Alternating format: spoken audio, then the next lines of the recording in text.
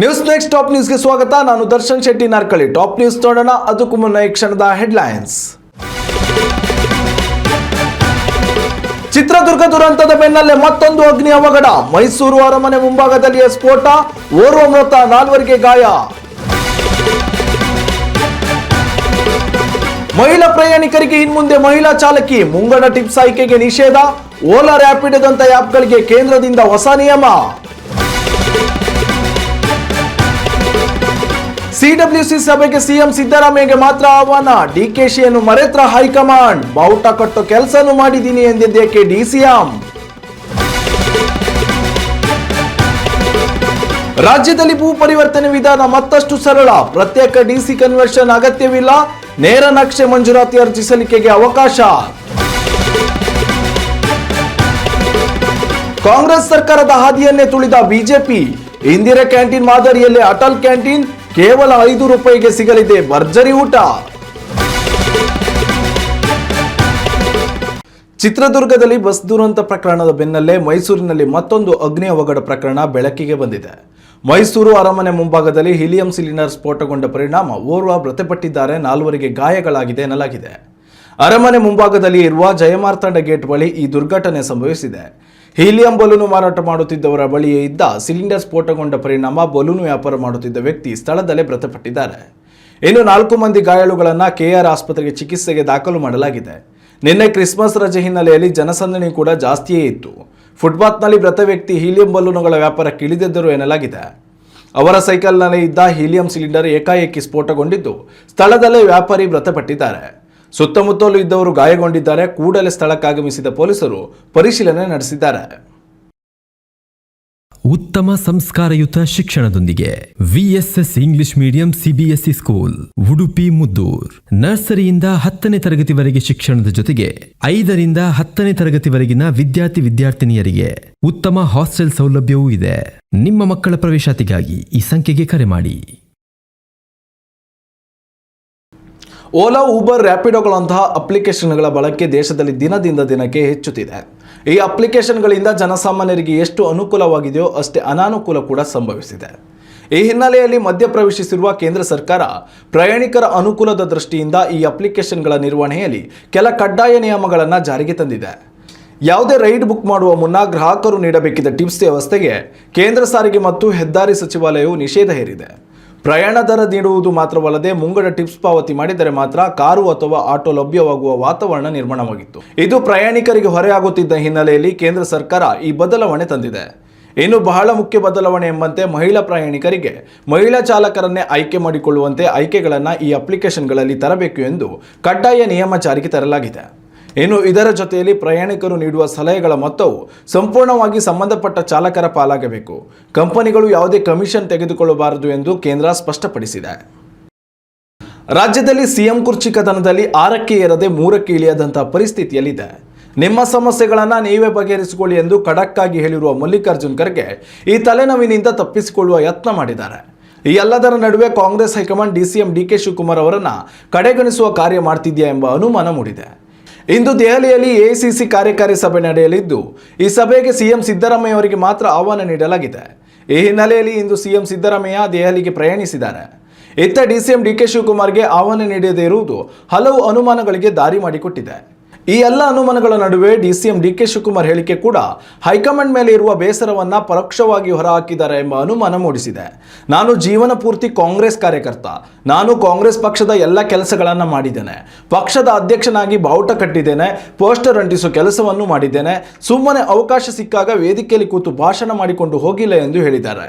ಈ ಹೇಳಿಕೆಯ ಮೂಲಕ ಡಿಕೆ ಶಿವಕುಮಾರ್ ಯಾರಿಗೆ ಟಾಂಗ್ ನೀಡುವ ಯತ್ನ ಮಾಡ್ತಿದ್ದಾರೆ ಎಂಬ ಗುಸುಗುಸು ಸದ್ಯ ರಾಜಕೀಯ ಪಡಸಾಲೆಯಲ್ಲಿ ಹರಿದಾಡುತ್ತಿದೆ.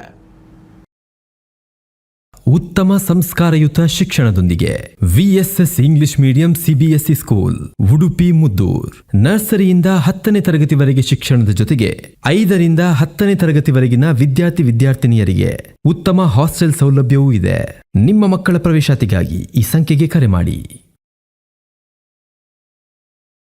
ಕರಾವಳಿಯ ಮೂಲ ನಿವಾಸಿಗಳು ಎಂದು ಕರೆಯಲಾಗುವ ಕೊರಗ ಸಮುದಾಯ ಮೂಲಭೂತ ಸೌಕರ್ಯಗಳಿಂದ ಸೊರಗಿದೆ. ಸರ್ಕಾರ ಈ ನಿಟ್ಟಿನಲ್ಲಿ ಯೋಜನೆಗಳನ್ನು ರೂಪಿಸುತ್ತಿದ್ದರೂ ಕೂಡ ಅದು ಅವರನ್ನು ತಲುಪುತ್ತಿಲ್ಲ ಎನ್ನುವ ಆರೋಪಗಳು ಕೂಡ ಕೇಳಿಬರುತ್ತಿದೆ. ಇಂತಹ ಸಂದರ್ಭದಲ್ಲಿ ಉಡುಪಿ ಜಿಲ್ಲೆಯ ಕುಂದಾಪುರ ತಾಲೂಕಿನ ಉಳ್ಳೂರು ಗ್ರಾಮದಲ್ಲಿ ಕೊರಗ ಸಮುದಾಯದ ಕುಟುಂಬಗಳಿಗೆ ಹೊಸ ಬದುಕಿನ ಭರವಸೆ ಮೂಡಿದೆ. ಸುಮಾರು 2.5 ಕೋಟಿ ರೂಪಾಯಿ ವೆಚ್ಚದಲ್ಲಿ ನಿರ್ಮಾಣಗೊಂಡ 14 ಮನೆಗಳ ಗೃಹಪೂಜೆ ಮತ್ತು ಲೋಕಾರ್ಪಣೆ ಭಕ್ತಿಭಾವ ಹಾಗೂ ಜನಸೇವಾ ಸಂಕಲ್ಪದೊಂದಿಗೆ ನೆರವೇರಿದೆ. ಸಂತರ ಸಾನ್ನಿಧ್ಯ, ಗಣ್ಯರ ಉಪಸ್ಥಿತಿಯಲ್ಲಿ ನಡೆದ ಈ ಸಮಾಜಮುಖಿ ಕಾರ್ಯಕ್ರಮದ ಸಂಪೂರ್ಣ ವರದಿ ಇಲ್ಲಿದೆ ನೋಡಿ. ಹಲವಾರು ವರ್ಷಗಳಿಂದ ಮಳೆಗಾಳಿಗೆ ಸದೃಢವಾಗಿ ನಿಲ್ಲಬಲ್ಲ ಸೋರು ಇಲ್ಲದೆ ಸೊರಗಿದ್ದ ಉಳ್ಳೂರು ಗ್ರಾಮ ಕೊರಗ ಕುಟುಂಬಗಳ ಕೂಗು ಕೊನೆಗೂ ದಾನಿಯೋರ್ವರಿಗೆ ಕೇಳಿಸಿದೆ. ಹೀಗಾಗಿ ಕುಂದಾಪುರ ತಾಲೂಕಿನ ಉಳ್ಳೂರು ಗ್ರಾಮದ ಕೊರಗರ ಕಾಲೋನಿಯಲ್ಲಿ ಇಂದು ಸಂಭ್ರಮದ ಕ್ಷಣ. ಸುಮಾರು 2.5 ಕೋಟಿ ರೂಪಾಯಿ ವೆಚ್ಚದಲ್ಲಿ ನಿರ್ಮಾಣಗೊಂಡ 14 ಸುಂದರ ಮನೆಗಳ ಗೃಹಪೂಜೆ ಹಾಗೂ ಲೋಕಾರ್ಪಣೆ ಕಾರ್ಯಕ್ರಮ ಭಕ್ತಿ ಭಾವದೊಂದಿಗೆ ನೆರವೇರಿತು. ಪೂಜ್ಯ ಶ್ರೀ ಶ್ರೀ ಶ್ರೀ ವಿಶ್ವಪ್ರಸನ್ನ ತೀರ್ಥ ಸ್ವಾಮೀಜಿ, ಪೂಜ್ಯ ಶ್ರೀ ಶ್ರೀ ಶ್ರೀ ಡಾಕ್ಟರ್ ಬಸವಮೂರ್ತಿ ಮಾದಾರ ಚೆನ್ನಯ್ಯ ಸ್ವಾಮೀಜಿ ಅವರ ದಿವ್ಯ ಸಾನ್ನಿಧ್ಯದಲ್ಲಿ ಕಾರ್ಯಕ್ರಮ ಜರುಗಿತು. ಕಾರ್ಯಕ್ರಮದಲ್ಲಿ ಬಿಜೆಪಿ ರಾಷ್ಟ್ರೀಯ ಸಂಘಟನಾ ಪ್ರಧಾನ ಕಾರ್ಯದರ್ಶಿ ಬಿಎಲ್ ಸಂತೋಷ್ ಜಿ ಉಪಸ್ಥಿತರಿದ್ದರು. ಪೇಜಾವರ ಶ್ರೀ ವಿಶ್ವಪ್ರಸನ್ನ ಶ್ರೀಪಾದರು ಆಶೀರ್ವಚನ ನೀಡಿ ಸಮಾಜದ ಅತಿ ದೌರ್ಬಲ್ಯ ಸಮುದಾಯಗಳಿಗೆ ಇಂತಹ ಸೇವಾ ಕಾರ್ಯಗಳು ಆಶಾಕಿರಣವಾಗಬೇಕು ಎಂದು ಕರೆ ನೀಡಿದ್ರು. ರಾಮ ಮಂದಿರ ನಿರ್ಮಾಣ ಆಗೋಯ್ತು. ಇನ್ನು ಮುಂದೆ ನಮ್ಮ ಜವಾಬ್ದಾರಿ ಏನು? ಇನ್ನು ರಾಮ ರಾಜ್ಯದ ಕಲ್ಪನೆ ಅದು ಸಾಕಾರ ಆಗುವಂತಹದ್ದು. ಆ ಕಲ್ಪನೆ ಇವತ್ತು ಸಾಕಾರಗೊಳ್ತಾ ಇದೆ. ನಮ್ಮ ರಾಜೀವ್ ಹೆಡ್ರ ಮೂಲಕ ಇಷ್ಟು ಮಾಡ್ತಾ ಇರುವಂತಹ ಈ ದೊಡ್ಡ ಸೇವೆಯನ್ನು ರಾಮನ ಪಾಲ್ತಲಕ್ಕೆ ಸಮರ್ಪಿಸ್ತಾ ಆಪದಾಂ ಅಪಹರ್ತಾರಂ ದಾತಾರಂ ಸರ್ವ ಸಂಪದಾಂ ಲೋಕಾಭಿರಾಮಂ ಶ್ರೀರಾಮಂ ಭೂಯೋ ಭೂಯೋ ನಮಾಮ್ಯಹಂ ಅಂತ ಹೇಳಿಕೊಂಡು ರಾಮನ ಸ್ಮರಿಸಿ ಶೆಟ್ರಿಗೂ ಅವರ ದೊಡ್ಡ ಪರಿವಾರಕ್ಕೂ ರಾಮದೇವರ ಅನುಗ್ರಹ ನಿರಂತರ ಇರಲಿ. ಬಸವಣ್ಣನವರ ಪರಿಕಲ್ಪನೆಯ ಕಾರ್ಯಕ್ರಮ, ಈ ಒಂದು ಕಾರ್ಯಕ್ರಮವನ್ನ ನಮ್ಮ ಎಚ್ ಶೆಟ್ರು ಮಾಡಿದ್ದಾರೆ ಅಂತ ಹೇಳಿ ನನಗೆ ಹೇಳೋದಕ್ಕೆ ತುಂಬಾ ಹೆಮ್ಮೆ ಅನಿಸ್ತಾ ಇದೆ. 900 ವರ್ಷಗಳ ಹಿಂದೆ ಬಸವಾದಿ ಶರಣರು ನೊಂದವರ ನೋಯದವರೆತ್ತ ಬಲ್ಲರು ಅನ್ನುವಂಥ ಮಾತಿಗೆ ಅದು ಪ್ರತ್ಯುತ್ತರವಾಗಿ ಇವತ್ತು ಯಾರು ಈ ಸಮಾಜದಲ್ಲಿ ನಿರಾಶ್ರಿತರಾಗಿದ್ದಾರೆ ಅಂತ ನಿರಾಶ್ರಿತರಿಗೆ ಆಶ್ರಯದಾತರಾಗಿ ನಮ್ಮ ಎಚ್ ಶೆಟ್ರು ಇವತ್ತು ನಮ್ಮ ಜೊತೆಗೆ ಕುಳಿತಿದ್ದಾರೆ ಅಂತ ಹೇಳಿದ್ರೆ ನಮಗೆ ಅವರ ವ್ಯಕ್ತಿತ್ವ, ಬಸವಾದಿ ಶರಣರ ವ್ಯಕ್ತಿತ್ವವೇ ನಮ್ಮ ಇವತ್ತಿನ 21ನೇ ಶತಮಾನದಲ್ಲಿ ಎಚ್ ಶೆಟ್ರಲ್ಲಿ ಕಾಣಬೇಕಾಗ್ತದೆ ಅನ್ನುವಂಥ ಮಾತನ್ನ ಹೇಳ್ಬೇಕಾಗ್ತದೆ ಅನ್ನುವಂಥದ್ದು. ಈಗಾಗಲೇ ಸಾಮಾಜಿಕ ಸೇವೆಯ ಮೂಲಕ ದೊಡ್ಡ ಹೆಸರು ಮಾಡಿರುವ ಹೆಗ್ಗುಂಜಿ ರಾಜೀವ್ ಶೆಟ್ಟಿ ಚಾರಿಟಬಲ್ ಟ್ರಸ್ಟ್ನ ವತಿಯಿಂದ ಕೊರಗ ಕುಟುಂಬಗಳಿಗೆ ಉಚಿತವಾಗಿ 100 ಮನೆಗಳನ್ನು ನಿರ್ಮಿಸುವ ಗುರಿ ಹೊಂದಿದ್ದು ಈಗಾಗಲೇ 28 ಮನೆಗಳು ಪೂರ್ಣಗೊಂಡಿವೆ. ಈ ಬಾರಿ ಲೋಕಾರ್ಪಣೆಗೊಂಡ ಮನೆಗಳಿಗೆ ಕೃಷ್ಣ, ಕೇಶವ, ಮಾಧವ, ಗೋವಿಂದ ಸೇರಿದಂತೆ ಶ್ರೀಕೃಷ್ಣನ ವಿವಿಧ ಹೆಸರುಗಳನ್ನು ನಾಮಕರಣ ಮಾಡಲಾಗಿದೆ. ಕಾರ್ಯಕ್ರಮದಲ್ಲಿ ಮಾತನಾಡಿದ ಹೆಗ್ಗುಂಜೆ ರಾಜೀವ್ ಶೆಟ್ಟಿ ಚಾರಿಟಬಲ್ ಟ್ರಸ್ಟ್ನ ಪ್ರವರ್ತಕ ಡಾಕ್ಟರ್ ಎಚ್ ಶೆಟ್ಟಿ ಅವರು ದುಡಿದ ಸ್ವಲ್ಪವನ್ನ ಸಮಾಜಕ್ಕೆ ಮರಳಿಸಬೇಕು ಎಂಬ ಉದ್ದೇಶದಿಂದ 18 ವರ್ಷಗಳ ಹಿಂದೆ ಈ ಟ್ರಸ್ಟ್ ಆರಂಭಿಸಿದ್ದೇನೆ. ಪೇಜಾವರ ಶ್ರೀಗಳ ಪ್ರೇರಣೆಯಿಂದ ಮನೆ ನಿರ್ಮಾಣ ಆರಂಭಿಸಿದ್ದು ಮುಂದಿನ 2 ವರ್ಷಗಳಲ್ಲಿ 72 ಮನೆಗಳನ್ನು ಕಟ್ಟಿಕೊಡುವ ಸಂಕಲ್ಪ ಮಾಡಿದ್ದೇನೆ ಎಂದರು. ಇದೇ ಸಂದರ್ಭ ನೂತನ ಮನೆಗಳನ್ನು ಕೊರಗ ಸಮುದಾಯದ ಕುಟುಂಬಗಳಿಗೆ ಹಸ್ತಾಂತರಿಸಲಾಯಿತು. ಸ್ವಾಮೀಜಿ ಅಂದ್ರೆ ಪೇಜಾವರ ಸ್ವಾಮೀಜಿಯವರ ಪ್ರೇರಣೆಯಿಂದ ನಾವು 100 ಮನೆ ಕಟ್ಟಲಿಕ್ಕೆ ಹೊರಟಿದ್ದೀವಿ. ಅದರಲ್ಲಿ 28 ಮನೆ ಇದರವರೆಗೆ ಕಂಪ್ಲೀಟ್ ಆಗಿದೆ. ಇನ್ನು ಉಳಿದ 72 ಮನೆ 2 ವರ್ಷದಲ್ಲಿ ಮಾಡಿಕೊಡ್ಬೇಕನ್ನುವಂತ ನಿರ್ಧಾರವನ್ನು ನಾವು ಮಾಡಿದ್ದೀವಿ. ನಾವು ಮಾಡ್ತಾ ಇರುವುದು ಏನಂತ ಹೇಳಿದ್ರೆ, ನಮ್ಮ ದುಡಿಮೆಯ ಒಂದು ಭಾಗ, ಮುಖ್ಯವಾದ ಭಾಗವನ್ನು ನಾವು ಇಟ್ಟುಕೊಂಡು ಒಂದು ಸಣ್ಣ ಭಾಗ, ಮೇ ಬಿ 10% 5% ಒಂದು ಭಾಗವನ್ನು ಸಮಾಜ ಸೇವೆಗಾಗಿ ನಾವು ವಿನಿಯೋಗಿಸ್ತಾ ಇದ್ದೀವಿ. ಗದ್ದೆ ಕೆಲಸಕ್ಕೆ, ಮರ ಹೊಡ್ಲಿಕ್ಕೆ, ಕಲ್ಲು ಹೊಡ್ಲಿಕ್ಕೆ ಕೊರವರನ್ನು ಕರೆಸ್ತಾ ಇದ್ವಿ. ಅವ್ರಿಗೆ ಕಡಿಮೆ ಸಂಬಳ ಕೊಡ್ತಾ ಇದ್ವಿ, ಹೆಚ್ಚು ಕೆಲಸ ಮಾಡ್ತಾ ಇದ್ವಿ. ದಷ್ಟಪುಷ್ಟವಾಗಿ ಇದ್ರು, ಬಹಳ ಒಂದು ಶಕ್ತಿವಂತರು, ಉತ್ತಮ ಜನರು. ಆದ್ರೆ ಇವತ್ತು ಆ ಕಾಲದಲ್ಲಿ ಅವರೊಂದು 50 ರಿಂದ 60 ಸಾವಿರ ಮಂದಿ ಇದ್ರು, ಎಲ್ಲಿಂದ ಕಲಿಕಟ್ಟಿಂದ ಹಿಡಿದು ಭಟ್ಕಳದವರೆಗೆ. ಇವತ್ತು ಪ್ರಾಯಶಃ 9 ರಿಂದ 10 ಸಾವಿರ ಜನರು ಮಾತ್ರ ಇದ್ದಾರೆ. ಕಳೆದ ವಾರ ಅವರಿಗೆ ಹೊಸ ಬಟ್ಟೆ ತಗೊಳ್ಬೇಕು ಅಂತ ನಾನು ಅವರದ್ದು ಮೆಜರ್ಮೆಂಟ್ ಮತ್ತೆ ಟೋಟಲ್ ಎಷ್ಟು ಜನ ಇದ್ರು ನಂಬರ್ ಕೊಡಿ ಅಂತ ಪ್ರಸಾದ್ ಶೆಟ್ಟಿ ಹೇಳಿದೆ. ಅವ್ರ ನಂಬರ್ ಕೊಟ್ಟಾಗ ನನಗೇನೆ ಬಹಳ ಒಂದು ಸರ್ಪ್ರೈಸ್ ಆಯ್ತು. ಒಟ್ಟು 93 ಜನರಲ್ಲಿ 41 ಜನ ಮಹಿಳೆಯರು, 42 ಜನ ಪುರುಷರು, ಬರೀ 10 ಜನ ಮಕ್ಕಳು 20 ವರ್ಷಕ್ಕಿಂತ ಕೆಳಗಿನವರು. ಅದರ ಅರ್ಥ ಏನು? ಅವರದ್ದು ಅಭಿವೃದ್ಧಿ ಆಗ್ತಾ ಇಲ್ಲ, ಮಕ್ಕಳು ಹುಟ್ಟುತ್ತಾ ಇಲ್ಲ, ಹುಟ್ಟಿದ ಮಕ್ಕಳು ಬದುಕ್ತಾ ಇಲ್ಲ, ಬೇರೆ ಬೇರೆ ರೋಗದಿಂದ ಅವರು, ನನ್ನ ಪ್ರಕಾರ ಅವರಿಗೆ ಒಂದು ಜೆನೆಟಿಕಲ್ ಡಿಸಾರ್ಡರ್ ಬರ್ತಾ ಇದೆ. ಒಟ್ಟಾರೆಯಾಗಿ ಕೊರಗ ಸಮುದಾಯದ ಕುಟುಂಬಗಳಿಗೆ ಶಾಶ್ವತ ನೆಲೆ ಒದಗಿಸುವ ಈ ಸಮಾಜಮುಖಿ ಕಾರ್ಯವು ನಿಜಕ್ಕೂ ಮಾನವೀಯತೆಗೆ ಮಾದರಿಯಾಗಿದೆ. ಉಳ್ಳೂರಿನಲ್ಲಿ ಇಂದು ನಡೆದ ಈ ಕಾರ್ಯಕ್ರಮ ಅನೇಕ ಕುಟುಂಬಗಳ ಬದುಕಿಗೆ ಹೊಸ ಆಶಾಕಿರಣವಾಗಿ ಪರಿಣಮಿಸಿದೆ. ಅಶ್ವಥ್ ಆಚಾರ್ಯ, ನ್ಯೂಸ್ ನೆಕ್ಸ್ಟ್, ಉಡುಪಿ.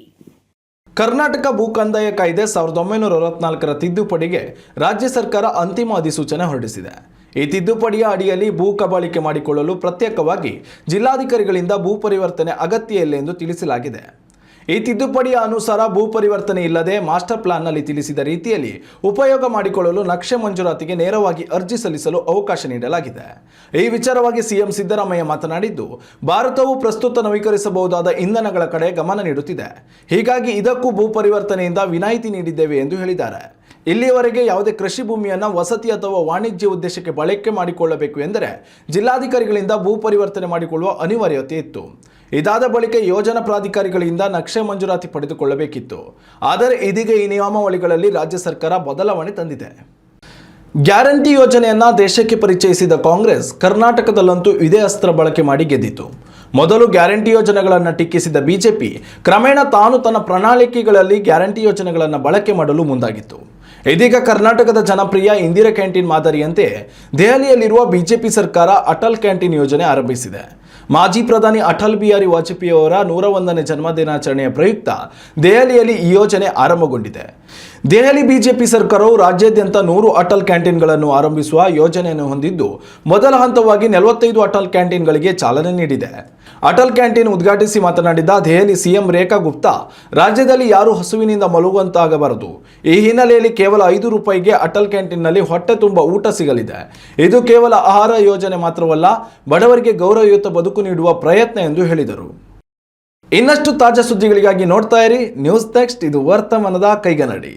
ಉತ್ತಮ ಸಂಸ್ಕಾರಯುತ ಶಿಕ್ಷಣದೊಂದಿಗೆ VSS English medium CBSE school, Udupi Muddur.